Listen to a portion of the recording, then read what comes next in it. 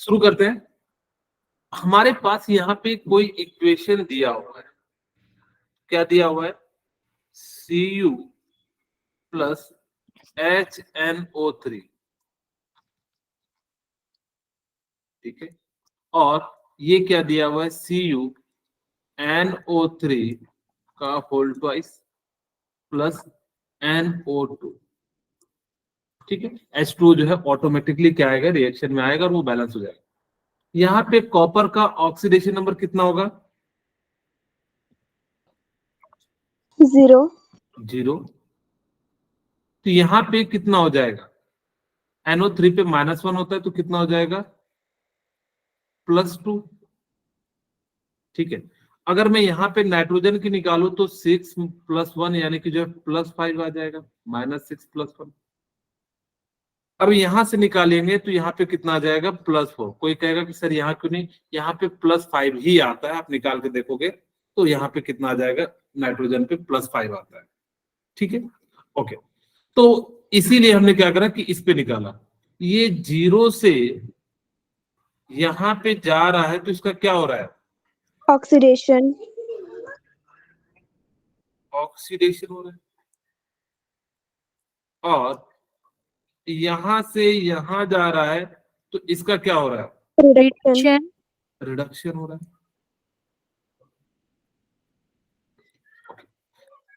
अगर ये 0 से 2 जा रहा है तो इसका कितना डिफरेंस है? 2. 2। और अगर ये +5 से +4 जा रहा है तो इसका डिफरेंस कितने का है? 1. 1। ओके, अब हम क्या करेंगे? देखिए कॉपर यहाँ पे 1 है, यहाँ पे कॉपर कितना है? 1 है। आपको नाइट्रोजन ऑक्सीजन नहीं देखना, जो एलिमेंट का ऑक्सीडेशन एंड रिडक्शन होगा सिर्फ उन्हीं एलिमेंट को क्या करना है? देखना। तो कॉपर यहाँ 1 है तो यहाँ पे भी कितना हो जाएगा? आपका 1 है तो कोई दिक्कत नहीं है। यहाँ नाइट्रोजन 1 है, यहाँ नाइट्रोजन 1 है, यहाँ पे 2 नाइट्रोजन है, लेकिन हम इससे हमें कोई लेना देना नहीं है। हमें सिर्फ और सिर्फ किससे लेना देना है? जहां पे ऑक्सीडेशन एंड रिडक्शन का जो है हुआ हो, ठीक है। इतनी सी बात क्लियर है? Yes, अब हम sir. क्या करेंगे कि जो इक्वेशन है इसको क्रिस क्रॉस से मल्टीप्लाई कर देंगे, ठीक है। जो इक्वेशन है अगर ये कटता तो कटा देते, नहीं कट रहा है तुमने क्या करा? इस इक्वेशन को यहाँ पे हमने क्या कर दिया? लिख दिया। तो क्या हो जाएगा? Cu plus 2. 2HNO3 और ये क्या हो जाएगा? C. CuNO3 का होल ट्वाइस प्लस कितना हो जाएगा ये? 2 NO2. 2NO2। बोलिए यहाँ तक क्लियर है? Sir. अब देखिए Yes, sir. अब हम क्या करेंगे कि एक एक एलिमेंट को बैलेंस करेंगे। कॉपर 1, कॉपर 1, कोई दिक्कत नहीं है। नाइट्रोजन यहाँ पे 2 है और यहाँ पे 2 एंड 2 4 है, तो मैं इसको 2 और से मल्टीप्लाई कर देता हूं तो कितना हो जाएगा? 4 हो जाएगा, ठीक है। अब चेक करते हैं। Copper 1, copper 1, nitrogen 4, nitrogen 4। अब बारी ऑक्सीजन की, हम पहले हाइड्रोजन नहीं करेंगे, किसको करेंगे? ऑक्सीजन को। तो यहाँ पे देखिए कितना है? 6 4 10 और यहाँ पे कितना है? 12। तो इसका मतलब है कि कितना H2 है? 2H2O से हमने क्या कर दिया? बैलेंस कर दिया, ठीक है। अब जैसे ही 2H2O से कर देंगे तो अब बारी किसकी? हाइड्रोजन की। इधर 4 इधर 4, तो यानी कि इक्वेशन क्या हो गया? बैलेंस हो गया। चेक भी कर सकते हैं। कॉपर 1, कॉपर 1 और हाइड्रोजन 4, हाइड्रोजन, नाइट्रोजन 4, 2 2 4, ऑक्सीजन 12, 6 4 10 2 12, यानी कि क्या हो जाएगा? आपका ये इक्वेशन जो है बैलेंस हो गया। बोलिए क्लियर है? Yes, sir. चलिए नेक्स्ट क्वेश्चन है। Yes, sir. आपको मैं 1 मिनट का समय दे रहा हूं, 2 मिनट का, आप इसको फटाफट से ट्राई कीजिएगा।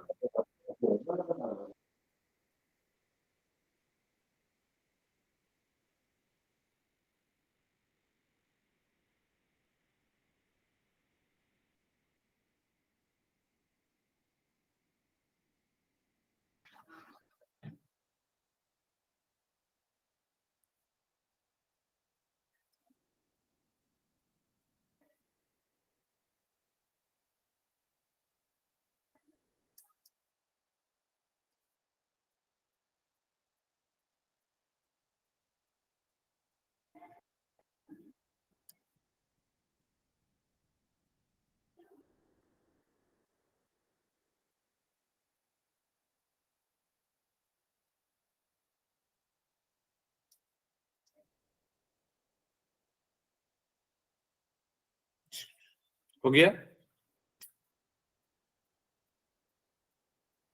बोलिए, चल मैं बनाऊं? किसी ने ट्राई किया? बोलिए।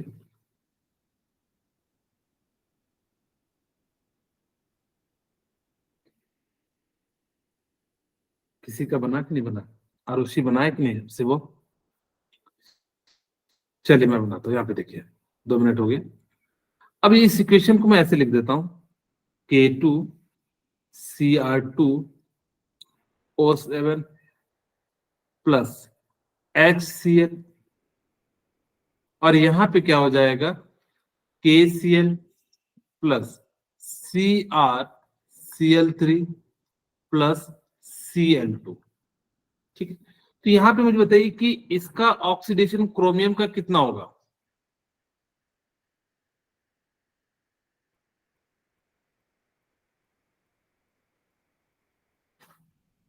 क्रोमियम का ऑक्सीडेशन नंबर कितना होगा? निकाल सकते हैं आप लोग, जिनको नहीं पता तो देखिए क्या है, K2Cr2 है, कुछ तो बोलिए आप लोग। जिसका निकालना है, पोटासियम ग्रुप 1 है, ग्रुप 1 का हम लोग कितना लेते हैं, +1, तो +1 × 2 + 2x, और ऑक्सीजन पे कितना होता है, -2 × 7 = 0। कितना हो जाएगा, 2 + 2x = -14 = 0, तो 2x = 12, एंड x की वैल्यू कितनी आ गई, 6। 6 इसका मतलब है क्रोमियम पे कितना, यहाँ +6। ठीक है, यहाँ पे हमने +6 लिख दिया। ओके, अब यहाँ पे देखिए कितना क्रोमियम पे, +3, ये 0 है, और यहाँ पे Cl पे कितना है, -1 है। तो देखिए ध्यान से यहां जाने में क्या हुआ, रिडक्शन रिडक्शन। तो ये जो है क्या हो गया, आपका रिडक्शन हो गया। और -1 से 0 जाने में क्या हो गया, ऑक्सीडेशन ऑक्सीडेशन हो गया। चेंज इन रिडक्शन कितना हुआ, 3 +6 से +3 जा रहा है, तो कितना हो रहा है, 3 का, और यहाँ पे कितना हो रहा है, 1 1 का हो रहा है। अब देखिएगा, ध्यान से सुनिएगा, अब यहाँ पे क्या कह रहा है कि क्रोमियम यहाँ पे कितना है, 2 और इधर साइड कितना है, 1 तो क्रोमियम को हम लोग क्या करेंगे, बैलेंस करेंगे। K2Cr2O7 plus HCl equal to क्या हो जाएगा, KCl plus CrCl3 plus Cl2। ध्यान से, यहाँ पे 2 है, तुमने इसको कितने से कर दिया, 2 से कर दिया। यहाँ Cl1 है, यहाँ पे 2 है, तो इसको भी हमने क्या कर दिया, 2 से मल्टीप्लाई कर दिया। ठीक है, ओके। अगर यहाँ पे एक एलिमेंट पे कितना है, +6, तो 2 पे कितना हो जाएगा, 12 हो जाएगा। ठीक है, और यहाँ पे कितना हो जाएगा, एक पे 3 है, तो 2 पे कितना हो जाएगा, 6 6 हो जाएगा। यानी कि डिफरेंस अब कितने का हो गया, 6 का। अब यहाँ पे देखिए, -2 से 0, तो डिफरेंस कितना का हो गया, 2 का 2 का, क्योंकि एक HCl होता तो -1 है, तो 2 पे कितना हो जाएगा, -2, तो यहाँ से -2 से 0 जाएगा, तो -2 आ गया। ये कट रहा है, तुमने कटा दिया। अब हम क्या करेंगे कि इस वाले को हम जो है, ये रिडक्शन वाले को ऑक्सीडेशन वाले के साथ क्रिस क्रॉस मल्टीप्लिकेशन कर देंगे, तो क्या आ जाएगा, K2Cr2O7 प्लस 6HCl, और ये क्या हो जाएगा, KCl प्लस 2CrCl3 प्लस कितना हो जाएगा, 3 है, तो 3Cl2। ये बात आपको समझ में आनी चाहिए कि अगर हमें सबसे पहले देखेंगे कि किसका ऑक्सीडेशन हो रहा है, यहाँ पे ध्यान देना कि जिस एलिमेंट, यहाँ पे क्रोमियम का हो रहा है तो हम क्रोमियम का ही देखेंगे। अगर यहाँ क्रोमियम होता तो हम नहीं देखते, सिर्फ जहां से जहां जाने में हो रहा है सिर्फ उन्हीं का देखिए। जैसे यहाँ पे देखिए Cl यहाँ भी है, यहाँ भी है, हमने सिर्फ उसी का देखा जिसका ऑक्सीडेशन है, और बैलेंस भी उसी के अनुसार से किया जिसका ऑक्सीडेशन एंड रिडक्शन में जितना नंबर है। इधर 2 था, इधर 1 था, इसीलिए हमने क्या करा, इसको 2 से मल्टीप्लाई कर दिया। ठीक है, ओके। अब देखिए यहाँ पे हमारे पास क्या होगा कि जब चार्ज निकालना हो ना, तो पूरे, जब मान लो कि यहाँ पे 2 मॉलिक्यूल्स है तो 2 मॉलिक्यूल्स का निकालेंगे, तो इधर भी हम क्या करेंगे, 2 मॉलिक्यूल्स का। कोई बच्चा कहता है कि सर ऐसा कर सकते थे क्या कि 6 - 3 और बाद में 2 से मल्टीप्लाई कर दे। हर बार जो है वैसा चांसेस थोड़ा कई बार जो है डिफर हो सकता है, इसीलिए आप क्या कीजिए कि पूरा पूरा पहले चार्ज निकाल लीजिए दोनों साइड, यानी कि 2 का निकाले तो इधर भी 2 का निकाले, यानी कि पूरे उस क्रोमियम पे कितना चार्ज है, यानी कि पूरे मॉलिक्यूल्स में दौरान में। तो हमने क्या करा कि पूरे मॉलिक्यूल्स के दौरान पे निकाल लिया और फिर जो है इसको सब्ट्रैक्ट करके लिख दिया। और अगर कटता हो ऑक्सीडेशन एंड रिडक्शन में कटा दीजिए, नहीं कटता है तो एज इट इज हम क्या कर देंगे, लिख देंगे। बोलिए, क्लियर है यहाँ तक? Yes, sir. अब हम एक एक करके जो है एलिमेंट को बैलेंस करते हैं। Yes, sir. यहाँ पे पोटासियम कितना है, 2। 2, यहाँ पे कितना होना चाहिए, 1, 2. 2। अब यहाँ पे देखिए क्रोमियम 2 है, क्रोमियम 2 है। अब बारी ऑक्सीजन की एंड हाइड्रोजन की हम सबसे लास्ट में करते हैं, तो यहाँ पे क्लोरीन को बैलेंस करते हैं। तो क्लोरीन कितना है, 6। इधर 6. साइड कितना है, 2, 6, 12, 6, सॉरी 6, 6, 12 प्लस 2, 14। तो यहाँ पे कितना कर दे कि 14 आ जाए, यानी कि 14 आ जाए, तो यहाँ पे हमने जो है 14 से मल्टीप्लाई कर दिया। बोले, यहाँ तक क्लियर है? Yes, sir. Yes, sir. कि हमारा पोटासियम भी बैलेंस हो गया, क्रोमियम भी बैलेंस हो गया, क्लोरीन भी बैलेंस हो गया। अब बारी है ऑक्सीजन की। इधर साइड कितने ऑक्सीजन है, कितने ऑक्सीजन, 7। Sir, 7. तो इधर कितना H2 ऐड करेंगे, 7 is 7H2। तो जैसे इसको हमने क्या कर दिया, 7H2 से क्या कर दिया, बैलेंस कर दिया। अब यहाँ पे हाइड्रोजन है, हाइड्रोजन को बैलेंस करने के लिए हम क्या करेंगे, H+ यूज करेंगे, जितना कम होगा। चेक करते हैं, यहाँ पे तो 14 है, अगर 14 है तो क्या इसको जरूरत पड़ेगी क्या, No, sir. नहीं पड़ेगी।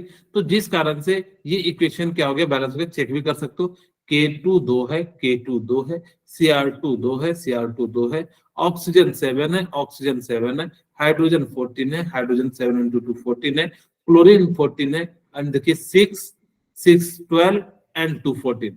तो इस प्रकार से हमने क्या कर लिया, इस इक्वेशन को बैलेंस कर लिया। बोलिए, क्लियर है? Yes, sir. Yes, sir. तो इस टाइप से आप oxidation and ion electron method से हम लोग क्या कर सकते हैं, किसी भी इक्वेशन को क्या कर सकते हैं, बैलेंस कर सकते हैं। बोलिए, यहां तक क्लियर हो गया होगा? Yes, sir. चलिए, अब हम बात करते हैं नेक्स्ट कॉन्सेप्ट की, equivalent weight of compound.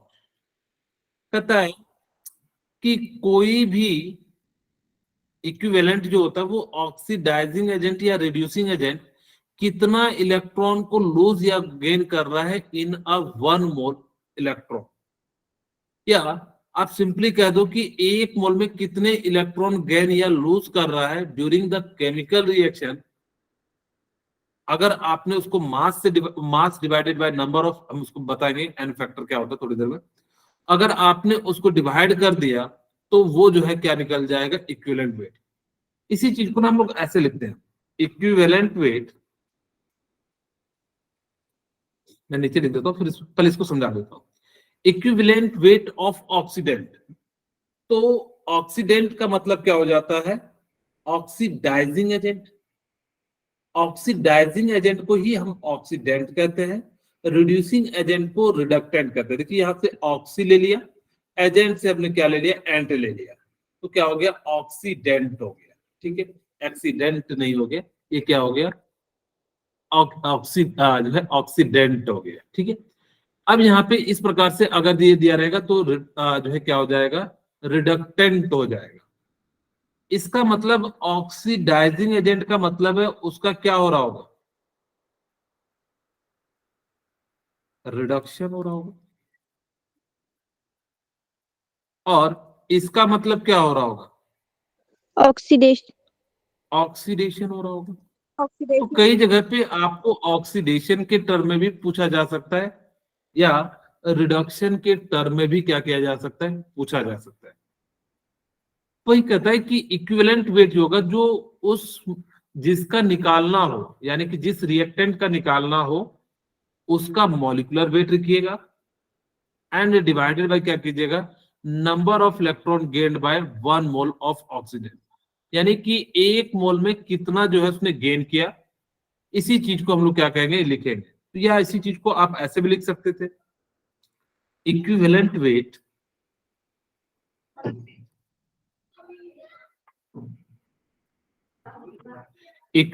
Wait क्या हो जाएगा आपका, तो मॉलिक्यूलर वेट, इसको हम लोग क्या लिख सकते हैं, मॉलिक्यूलर वेट। और नीचे में ना इसी चीज को एन फैक्टर भी लिख सकते हैं।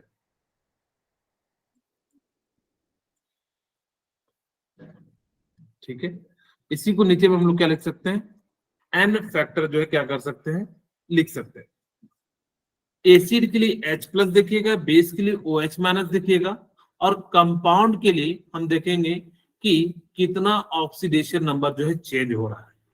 इस प्रकार से हम लोग क्या कर सकते हैं कि इनका जो है हम लोग बेसिकली क्या निकालेंगे, इक्विवेलेंट वेट निकालेंगे। इसी चीज को शॉर्ट में EW, और इसको हम लोग M एंड जो है N फैक्टर यानी कि जो है NF से रिप्रेजेंट करते हैं। तो कहीं ये भी जो है आपको क्या होगा, दिखा हुआ मिल जाएगा। EW का मतलब इक्विवेलेंट वेट, M से क्या हो गया, मॉलिक्यूलर वेट, N से क्या हो गया, N फैक्टर हो गया। ठीक है, बोलिए क्लियर है मतलब, कुछ तो बोलिए। Yes, sir. Yes, sir. चलिए अब हम बात करते हैं कि अगर मान लो कि मुझे किसी, जैसे यहाँ पे देखिए एसिडिक मीडियम दिया है और आपको क्या निकालना है, एन फैक्टर निकालना है। ठीक है, तो हम देखिए सबसे पहले जो है जिसका निकालना, मैं मान ले रहा हूं कि यहाँ पे Cr2O7 का निकालना है। तो Cr2O7 -2, और यहां से क्या हो जाएगा, 2Cr3+ हो जाएगा। बोलिए ऐसा लिख सकते हैं। Yes, sir. तो यहाँ पे क्रोमियम का कितना होगा ऑक्सीडेशन नंबर, या जो भी है, तो आप कहोगे कि ऑक्सीजन पे अगर आपको निकालना हो, Cr2O7 -2 है, जिसका निकालना है तुमने 2x, एक ऑक्सीजन पे -2, तो 2 × 7 = -2, तो 2x -14 = 2, तो 2x = कितना हो जाएगा, 12, और x की वैल्यू कितनी आ जाएगी, 6। तो ये कितना हो गया, 6 हो गया। 6. ठीक है, अब देखिए यहां से यहां जाने में कितने का चेंज आया, Sir, 3 का. 3 का। अब आपको क्या करना है कि एन फैक्टर निकालना है। तो चेंज इन ऑक्सीडेशन नंबर कितना हुआ, कहोगे 3, 3. और जिसका हो रहा है वो कितने एटम है, 2. तो 2 से मल्टीप्लाई कर देंगे, तो यही इसका क्या हो जाएगा, एन फैक्टर हो जाएगा।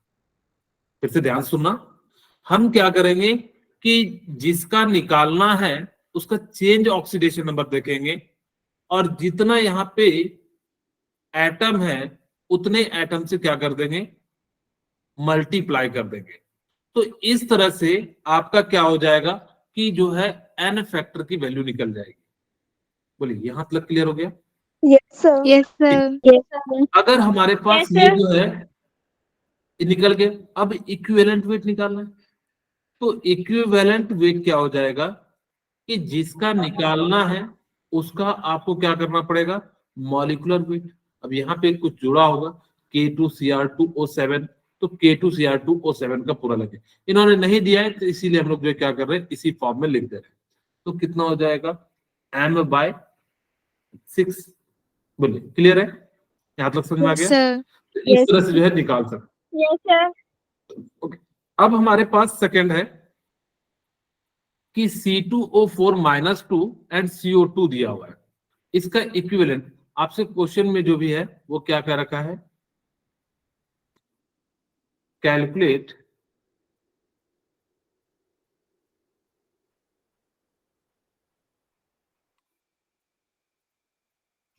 जो है इक्विवेलेंट वेट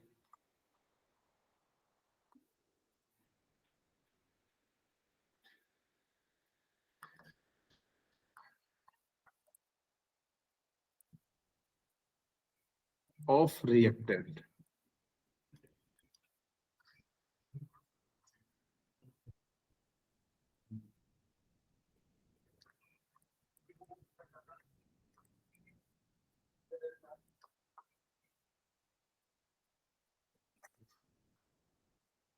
ठीक है, अब देखिए ध्यान से, सबका निकालना है। अब यहाँ पे C2O4-2 से CO2 जा रहा है, तो यहाँ पे कार्बन का कितना हो जाएगा 3, और यहाँ पे कितना हो जाएगा 4, क्योंकि आप मानोगे इसका, देखिए 2x equal to -2 into 4 equal to -2, तो 8 -2 6, तो x की वैल्यू कितनी आ जाएगी 3 आ जाएगी। तो इसीलिए हमने जो है डायरेक्ट लिख दिया। ठीक है, तो यहां से हमारे पास जो वैल्यू आ गई वो कितनी आ गई, 3 आ गई, ये 4 आ गई। तो चेंज कितना का हुआ, 1, 1 का। और यहाँ पे मॉलिक्यूल्स कितने हैं, 2, हमने क्या कहा, n फैक्टर इक्वल टू क्या हो जाएगा, चेंज इन ऑक्सीडेशन नंबर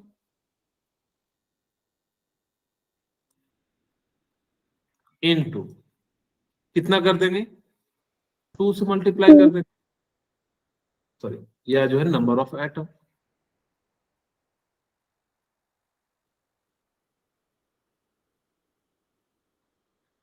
ठीक, चेंज इन ऑक्सीडेशन नंबर कितना है 1 इनटू नंबर ऑफ एटम कितना है 2, 2, कि जो 2 कर दिया।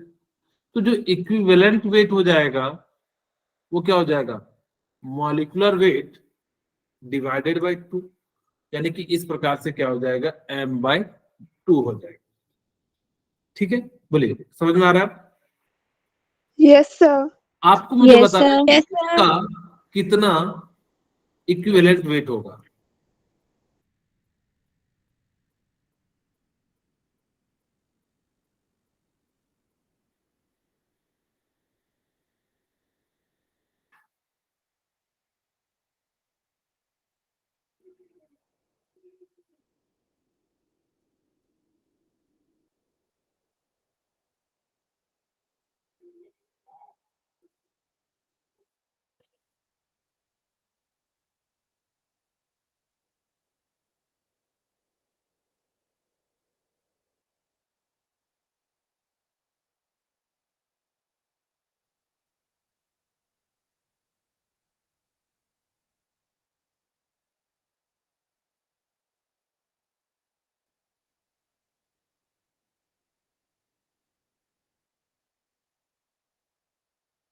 बोलिए, निकाल लिए।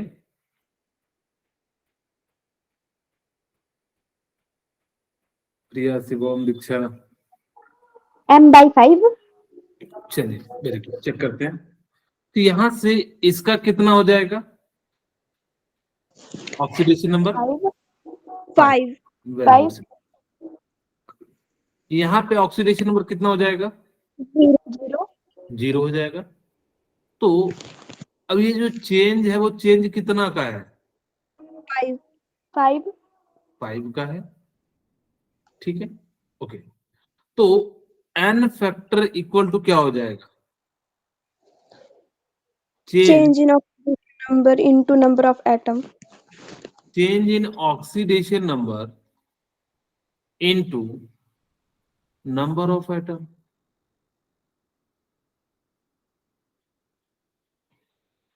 ठीक है, तो चेंज इन ऑक्सीडेशन नंबर कितना हो जाएगा?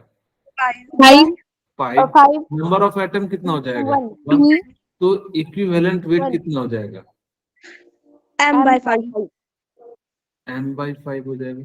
तो इस प्रकार से हम लोग क्या कर सकते हैं, यहाँ पे जो है निकाल सकते हैं। बोले क्लियर है? yes sir नेक्स्ट क्वेश्चन आप लोग ट्राई कीजिए।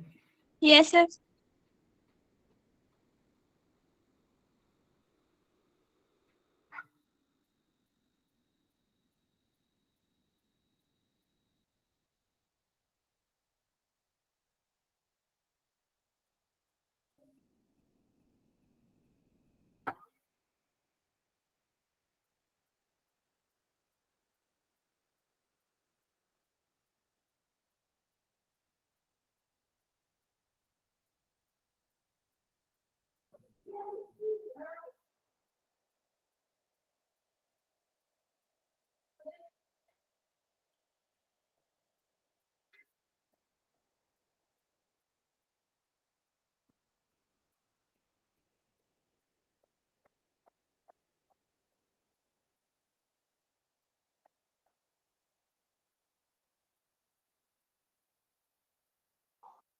m/2 चलिए चेक करते हैं। तो यहाँ पे देखिए कितना हो जाएगा, NO3, तो यहाँ पे कितना हो जाएगा? +5।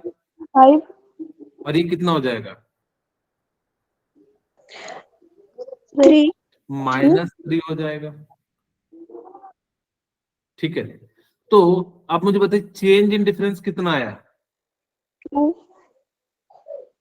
कोई और बताना चाहेंगे? 8 वेरी गुड मुस्कान। तो यहाँ पे जो चेंज आ जाएगा वो कितना आ जाएगा? 8 का 8 +5 से 0 5 हो जाएगा, फिर -1 -2 -3, यानी कि टोटल कितना हो जाएगा? 8 हो जाएगा। अब मुझे क्या निकालना है? एन फैक्टर निकालना है। तो एन फैक्टर की वैल्यू क्या हो जाएगी? यानी कि नंबर ऑफ इलेक्ट्रॉन गेन या लूज। 8 ठीक है, हम लोग 8 कैसे into लिखेंगे? 1 ये चेंज इन ऑक्सीडेशन नंबर कितना हो जाएगा? Change in oxidation number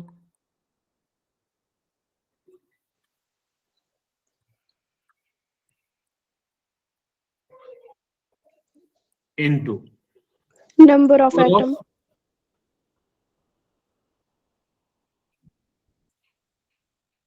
number of क्या हो जाएगा?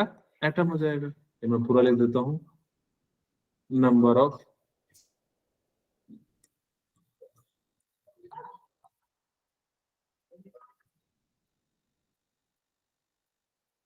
अब यहाँ पे देखिए चेंज इन ऑक्सीडेशन नंबर कितना है? 8 है, और एटम कितना? 1 है। तो इक्विवेलेंट वेट कितना हो जाएगा? upon 8 m/8 हो जाएगा। ठीक है, अब इसका बताइए क्या हो जाएगा?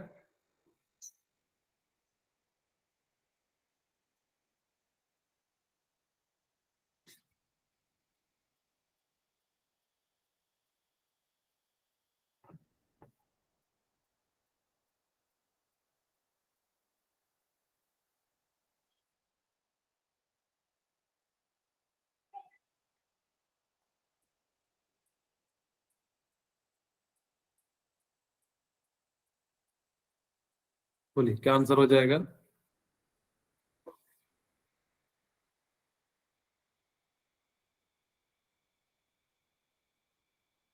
चलिए मैं बनाऊं, m/2 चलो चेक करते हैं। तो इधर तो ऑक्सीडेशन नंबर कितना हो जाएगा? 0 इधर कितना हो जाएगा? -6 मुझे निकाल लीजिए, जिनको नहीं आ रहा है। ZnO2 -2 है, तो इसको x मान लीजिए। ठीक है, प्लस -2 इंटू 2 इक्वल टू कितना हो जाएगा? माइनस। -2 तो x equal to -4 equal to कितना हो जाएगा? -2। तो x वैल्यू कितनी आ जाएगी? 2। इधर माइनस है तो इधर प्लस आ जाएगा, तो कितना हो गया? 2। तो इसका जो है कितना आ गया? 2। मुझे बताइए चेंज कितने का हुआ? 2 2 का। तो एन फैक्टर कितना हो जाएगा? m/2 m/2, यानी कि 2 into 1 मैं सीधे सीधे लिख देता हूं, और इक्विवेलेंट वेट कितना हो जाएगा, m/2 m/2। ठीक है, तो इस प्रकार से हम लोग क्या कर सकते हैं, निकाल सकते हैं। ओके, अब हम यहाँ पे बात करते हैं कि जब आपके पास क्या हो KMnO4, इसको याद भी रखना, कैसे याद रखना भी मैं थोड़ी देर में समझाता हूँ। फिलहाल यहाँ पे देखिए, इसका ऑक्सीडेशन नंबर कितना होगा,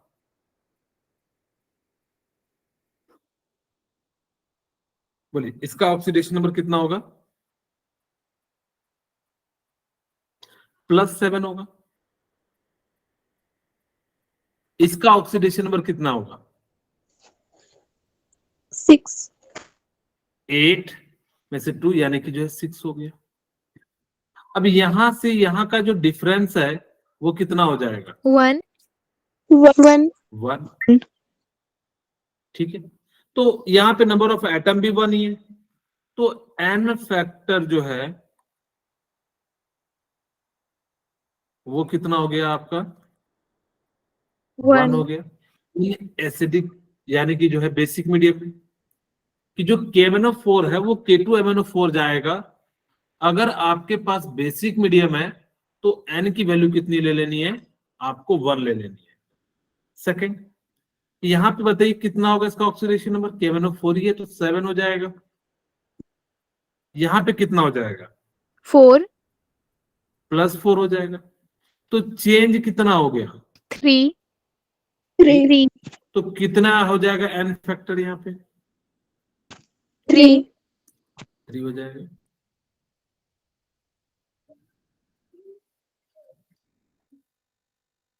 इक्वल टू कितना हो गया, 3। अब इक्विवेलेंट वेट निकालना होगा तो हम क्या करेंगे, यहाँ पे सिंपली क्या कर देंगे, पुट कर देंगे। ठीक है, ओके। अब हमारे पास थर्ड केस, कि जब KMnO4 एसिडिक में हो। अच्छा, ये याद रखना कि न्यूट्रल और अल्कलाइन जो होते हैं वो सिमिलर हो जाते हैं। ठीक है, अब देखिए यहाँ पे कितना हो जाएगा, +7, और यहां से इसका जो डिफरेंस है वो कितना आ जाएगा, 5, 7. यानी कि जो डिफरेंस कितना आ गया, 5 आ गया। हम क्या कह सकते हैं कि अगर मेरे पास बेसिक हो तो KMnO4 में जो n फैक्टर होगा वो कितना हो जाएगा, 1 1। 1. अगर आपके पास न्यूट्रल हो तो क्या हो जाएगा, 3 3 हो जाएगा। और अगर आपके पास एसिडिक हो तो क्या हो जाएगा, 5. 5 5 हो जाएगा। इसी चीज को मैं ऐसे लिख दूं, BAN, बेसिक में कितना हो जाएगा, 1, एसिडिक में कितना हो जाएगा, 5, 3 एसिडिक। ठीक है, अच्छा आप वैसे भी याद रख सकते हो, बना से भी याद रख सकते हो, BNA। तो B से बेसिक हो गया, N से न्यूट्रल या अल्कलाइन होता है। ठीक है, बोलिए क्लियर है, तो ये कितना हो जाएगा, Yes, sir. और एसिडिक मीडियम में कितना हो जाएगा, 5 5। आप ऐसे भी याद रख सकते हो कि 2 ऐड कर देंगे तो ये जो है आ जाएगा। खैर, आप ऐसे याद रख लेना कि KMnO4 की जो वैल्यू है, अगर आपसे बेसिक मीडियम दिया हुआ है तो आपको n फैक्टर 1 लेना है, और अगर वो एसिडिक मीडियम दिया है तो n फैक्टर की वैल्यू 5 लेनी है, क्योंकि वो इक्वेशन में पूरा नहीं दिया रहेगा। वो कह देगा कि KMnO4 को हम लोग एसिडिक मीडियम में रिएक्शन करा रहे हैं, इसका मास इतना है, आप मुझे बता दीजिए इक्विवेलेंट वेट कितना हो जाएगा। कई बच्चे सोच रहे होंगे सर एक इक्विवेलेंट वेट का, यहाँ पे मैं एग्जांपल करा देता हूं। यहाँ पे मास क्या है, रिएक्टेंट का, क्योंकि हमने जितने भी बातें की थी किसके लिए थी, रिएक्टेंट के लिए। तो यहाँ पे Zn का मास कितना होता है, किन्हीं को याद है? तो आप कहोगे सर आपने मुझे बताया था Zn का जो होता है 30 होता है, तो 30 into 2, और आपने कहा था 345, 45 एंड 355, इसका मतलब है कितना हो गया, 65। तो यहाँ पे आप जो है 65 डिवाइडेड बाय क्या लिख सकते हैं, 2 लिख सकते हैं। तो इस प्रकार से हम लोग क्या कर सकते हैं। अच्छा, K2Cr2O7 का हमेशा कैसा लेते हैं, n फैक्टर 6 लेते हैं। याद रहेगा, दो बातें आपको याद रखनी है कि अगर आपके पास KMnO4 दिया रहे तो वो क्या करेगा, n factor different different case में वो डिफरेंट डिफरेंट शो करता है। अगर आपके पास बेसिक है तो 1, एसिडिक है तो 5, न्यूट्रल या अल्कलाइन है तो 3। लेकिन अगर मैं कहूं पोटासियम डाइक्रोमेट यानी कि K2Cr2O7 हो तो उसका हमेशा जो है n फैक्टर कितना हो जाएगा, 6। 6 हो जाएगा। मैं लिख भी देता हूं K2Cr2O7 का n फैक्टर जो है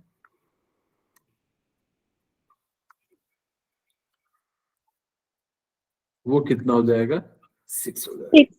ठीक है, तो इस प्रकार से हम लोग क्या कर सकते हैं, ये जो है लिख सकते हैं।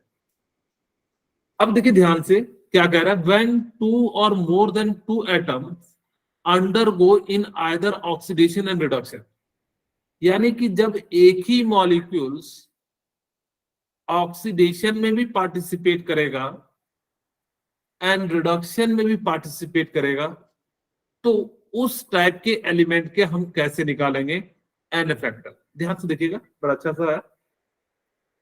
अगर मैं यहां से निकालूं तो Fe+2, क्योंकि ये क्या है, ऑक्सीडेट है, इस पे -2 होता है तो इधर क्या हो जाएगा, +2। और यहां से निकालिएगा तो C2O4 -2, और यहां से हम कार्बन का निकालें तो कितना हो जाएगा, 2x -8 इक्वल टू -2। तो 2x इक्वल टू कितना हो जाएगा, 6। x की वैल्यू कितनी आ जाएगी, यहाँ पे इसकी वैल्यू कितनी आ गई, बोलिए, क्लियर है। Yes, sir. यहाँ पे Yes, sir. आयरन को दिया हुआ है तो कोई दिक्कत नहीं, इस पे कितना आ जाएगा, +4। अब देखिए एक ही मॉलिक्यूल्स वो ऑक्सीडेशन भी कर रहा है, ये देखिए +2 से +3 जा रहा है तो क्या हो रहा है, Oxidation. और नीचे वाले का क्या हो रहा है, Reduction. Reduction. ध्यान से देखिए, ध्यान से +3 से +4 जा रहा है, बढ़ रहा है या घट रहा है, बढ़ रहा है. तो क्या होगा, सर बढ़ रहा है। Oxidation. तो यहाँ पे ऑक्सीडेशन। Oxidation.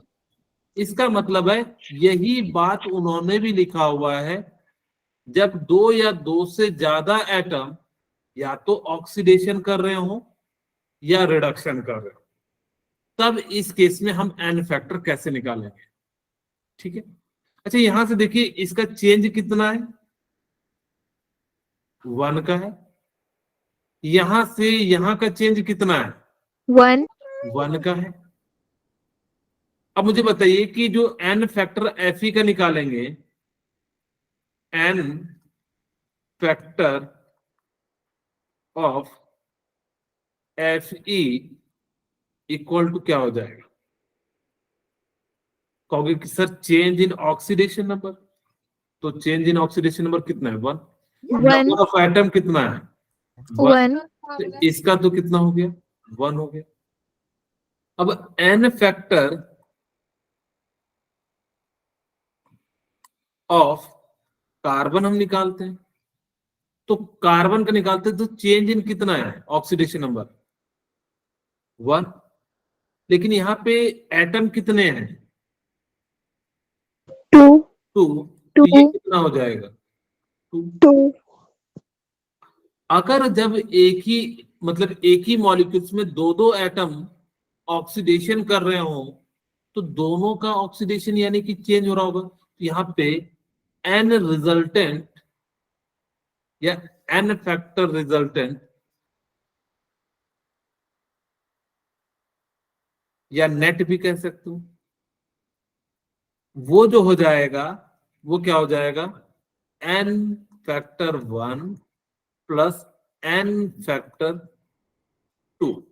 तो एन फैक्टर यानी कि आयरन वाले को हमने NF मान लिया, आप मान लीजिए NF1, और इसको हमने क्या मान लिया, NF2 मान लिया। तो ये कितना हो जाएगा, 1, ये कितना हो जाएगा, 2। तो जो है एन फैक्टर रिजल्टेंट कितना हो जाएगा, 3. 3। तो इस प्रकार से हम लोग क्या कर सकते हैं, जब एक ही मॉलिक्यूल्स का उसी के अंदर दो दो एलिमेंट ऑक्सीडेशन कर रहे हो या रिडक्शन कर रहे हो, तो जो रिजल्टेंट हो जाएगा, तो आप दोनों एटम का निकालिए और दोनों को ऐड करके हम क्या कर देंगे, जो है फाइनल रिजल्टेंट जो है एन फैक्टर निकाल देंगे। बोले क्या समझ में आ गई ये बात? Yes, sir.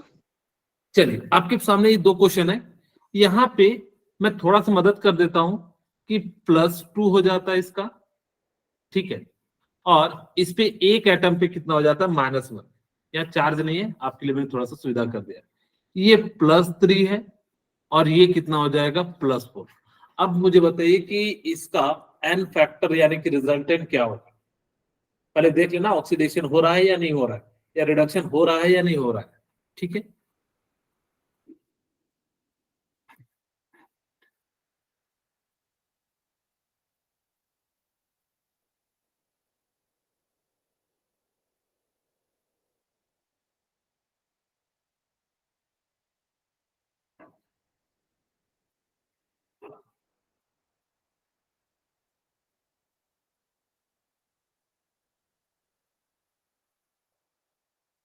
बना लिए,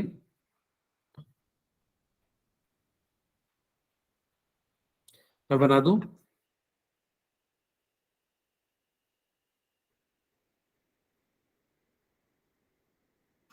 बोलिए, शिवम, दीक्षा, मुस्कान, प्रिया।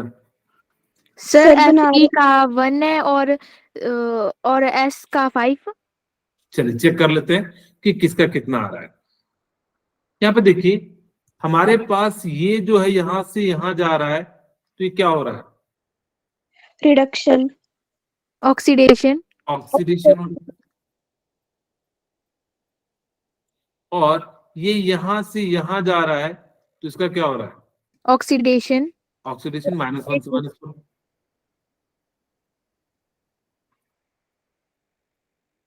ठीक है, ओके। अब जब एक ही मॉलिक्यूल्स में एक एलिमेंट, दो एलिमेंट का जो है ऑक्सीडेशन हो रहा हो, तो हम इस प्रकार से लेते हैं। अब चेंज कितना हो रहा है, +2 से +3, यानी कि 1। हमेशा One. मोड में लेना, जो वैल्यू आएगी ना उसको मोड में ले लेना। कभी भी अगर से नेगेटिव भी आती है तो हम उसको हमेशा क्या ले लेते हैं, पॉजिटिव में ले लेते हैं। ठीक है, यहां से मुझे बताइए कितना चेंज हो रहा है, 5। सॉरी 5 Five हो रहा का. है। ठीक है, ये कितने का हो रहा है, -1 से जो है +4, तो ये कितना हो रहा है, 5 का हो रहा है। अब मुझे बताइए कि अगर मैं एन फैक्टर 1 निकालूं, यानी कि बेसिकली आयरन का निकालूं, तो कितना हो जाएगा, 1 इंटू 1 हो जाएगा। अब हम बात करें एन फैक्टर सेकंड वाले का, यानी कि सल्फर का, तो कितना हो जाएगा, 5, यानी कि change in oxidation number into atom, तो कितना हो जाएगा, 10. 10 हो जाएगा। अब जो इसका टोटल एन फैक्टर होगा, एन फैक्टर नेट, वो क्या हो जाएगा, 11. हाँ, NF1 प्लस NF2।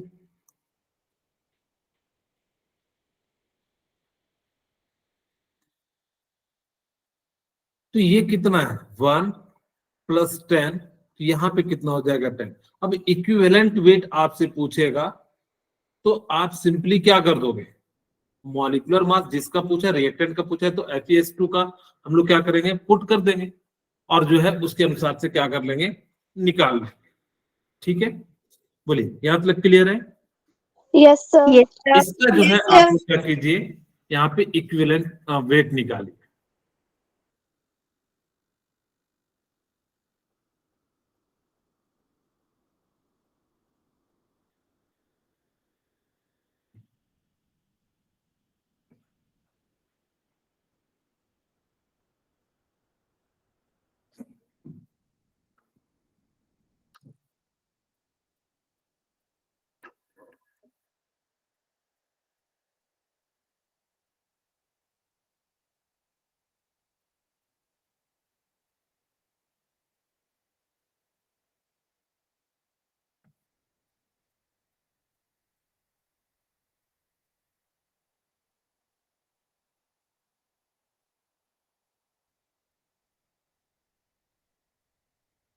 बोलिए क्लिक बन गया।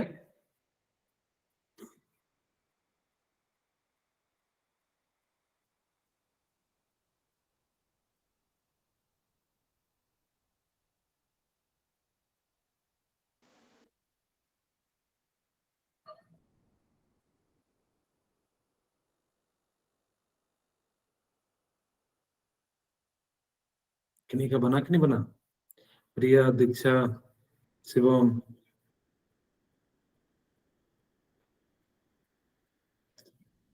और आरुषि, कशिश,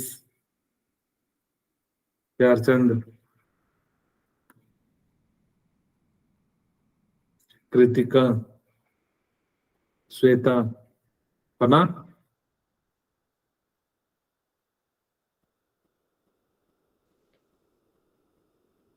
चलिए मैं बना देता हूं।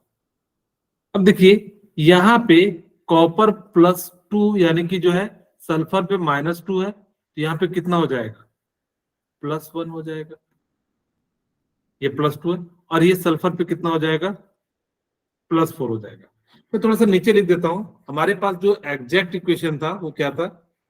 Cu2, इसलिए लिख रहा हूं ताकि कि सारी बातें जो है आ सके। तो हमारे पास क्या था? Cu2S, और ये -2 नहीं था, तो Cu+2 प्लस SO2 था। ठीक है, अब हमारे पास क्या है कि हमने क्या करा कि इसका निकाला, तो सल्फर यहां जो होता है वो -2 होता है, तो इसीलिए इसका कितना हो जाएगा? +1, और इसका कितना हो जाएगा? -2। तो यहाँ पे सल्फर कितना हो जाएगा? +4 हो जाएगा। 4. ठीक है, ओके। अब हम लोग यहां से क्या कर लेते हैं कि इसका चेंज देखते हैं। ये यहां से यहां जा रहा है तो ऑक्सीडेशन हो रहा है, और यहां से यहां जा रहा है तो ये क्या कर रहा है? ऑक्सीडेशन। Oxidation. ऊपर वाले में कितना चेंज हो रहा है? 1. देखिए 1. +1 से +2, तो यानी कि 1 का हो रहा है, और नीचे वाले में कितने का हो रहा है? 6. 6. -2 से यानी कि हो जा रहा है, तो 6 का हो रहा है। देखिए सल्फर -2 से था, +4 में चले गया, तो कितना चेंज हो गया? 6 का चेंज हो गया। अब हम जो है NF1 निकाल लेते हैं, तो कितना हो जाएगा कॉपर के लिए? तो ये जो है 1 है, ये 1 है, तो यानी कि इसका तो फैक्टर 1 हो गया। बोलिए यहां तक तो क्लियर हो गया होगा। अब हम बात करते हैं NF2 का, यानी कि N फैक्टर ऑफ सल्फर। तो चेंज इन ऑक्सीडेशन नंबर तो कितना है? 6। नंबर ऑफ एटम कितने हैं? 1। तो ये हो जाएगा, तो N फैक्टर नेट क्या हो जाएगा?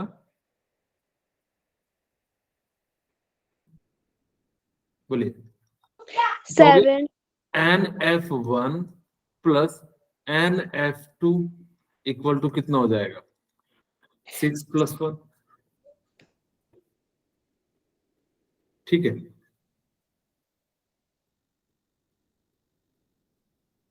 6 + 1, और ये कितना हो जाएगा? आपका 7 हो जाएगा। उल्टा लिख दीजिए, 7. 1 + 6। तो इस प्रकार से जो है हम लोग क्या कर सकते हैं कि जो है आपको डिफरेंट डिफरेंट कंपाउंड का इक्विवेलेंट वेट निकाल सकते हैं, जब आपको क्या पता हो? एन फैक्टर पता हो। इसीलिए हम लोग बात कर रहे थे एन फैक्टर। नेक्स्ट क्लास में से आगे के बारे में बात करेंगे। ठीक है, फिर मिलते हैं नेक्स्ट क्लास में।